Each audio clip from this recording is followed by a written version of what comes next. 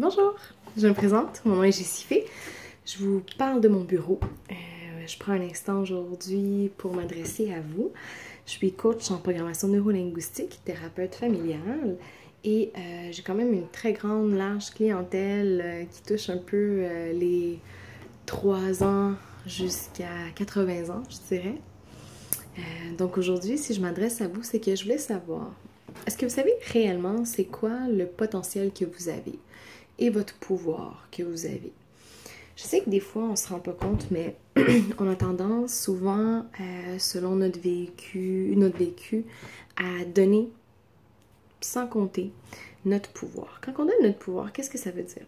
Ça veut dire laisser les autres avoir des droits sur soi, laisser les autres choisir à notre place, laisser les autres avoir plus d'influence que nos propres décisions à nous, que le fait qu'eux ont une opinion engendre plus sur nous que nos propres idées à nous, que nos propres opinions ou nos valeurs.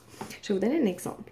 Advenant que vous êtes quelqu'un qui, généralement, vous êtes gentil et que vous voulez contribuer avec plein de gens et aider, tout ça.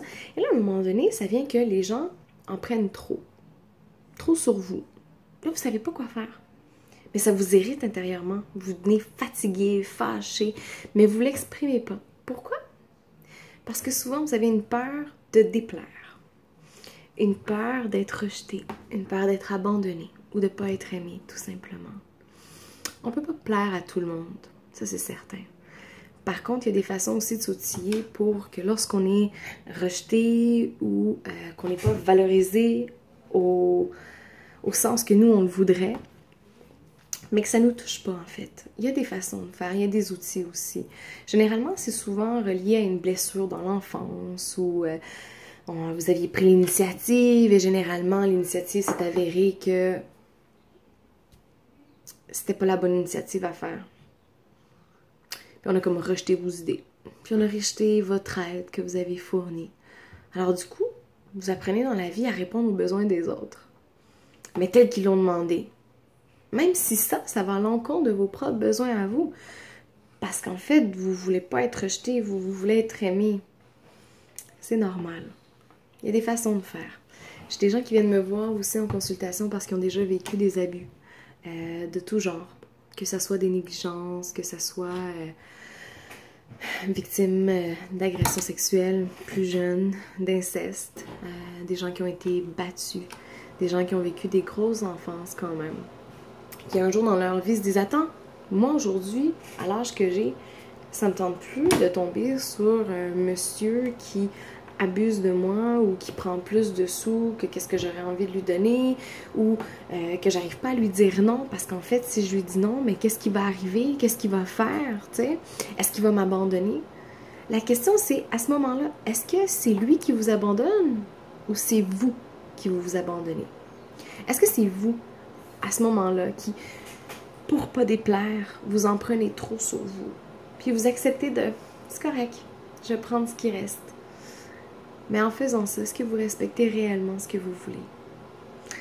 Si la question c'est non, si ça vous parle, si ça vous dit quelque chose que ce que je suis en train de vous parler, mais moi ça va me faire plaisir de vous accompagner là-dedans. C'est des choses que je vois énormément en consultation. Le fait de reprendre son pouvoir personnel, le fait de dire non, le fait de faire respecter ses valeurs, ses croyances. Et que si jamais ils ne sont pas respectés, de juste tout simplement être capable de passer à autre chose, d'aller vers une autre direction. Sans sentir que si on quitte cette direction-là, mais on se sent coupable, ou on n'est pas à la hauteur, ou on n'est pas assez bonne comme personne. C'est pas vrai. Je vous le dis tout de suite. Il y a des façons de faire, des façons d'être capable de communiquer. C'est sûr que vous avez été habitué de jamais dire ce qui se passe intérieurement, puis vous encapsulez. C'est sûr qu'il y en a beaucoup qui ont besoin d'être émergés. Alors, si ça vous parle, si ça vous dit quelque chose aujourd'hui, de savoir mettre ses limites, de se faire respecter dans la vie, parce que le respect, ça commence par soi.